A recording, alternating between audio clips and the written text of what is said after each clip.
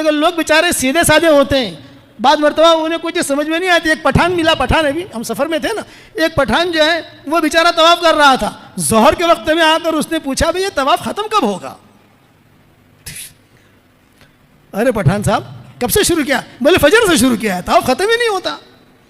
और बेचारा सुबह से चलते चलते थक गया ज़ोहर में कि तवाफ़ ख़त्म कब होगा? अरे 7 चक्कर पर तवाफ़ ख़त्म हो जाता है। अरे भाई मुझे तो पता नहीं, मैं तो सुबह से लगा हुआ हूँ कि तवाफ़ ख़त्म होगा, कोई रहेगा नहीं, इसका मतलब है कि तवाफ़ ख़त्म हो गया।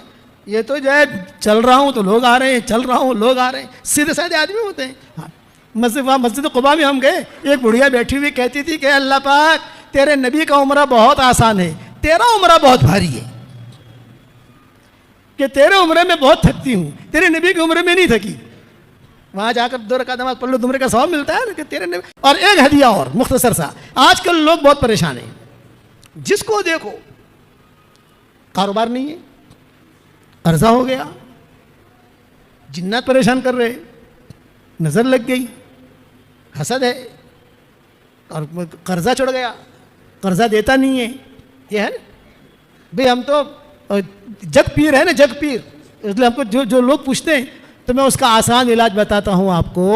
वैसे हर आदमी के घर के 4 कोने होते हैं, कमरे के, कोई भी कमरा हो। आपके महल है, आपके पास कई कमरे हैं, एक कमरा खाली पकड़ लो आप, हर कोने में रोज़ाना आयतुल कुर्सी पढ़ा करो और दम कर दो बस।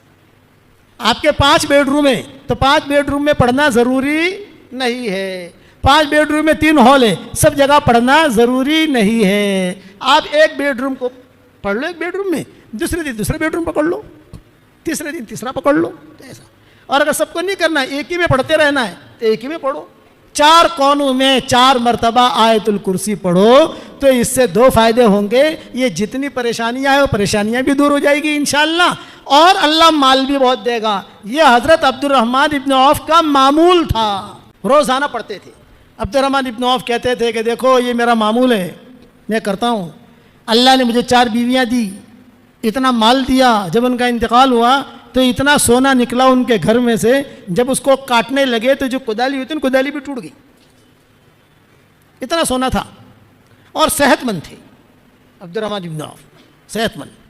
हुज़ूर सल्लल्लाहु अलैहि वसल्लम ने इन्हें सादिकुल ईमान कहा था।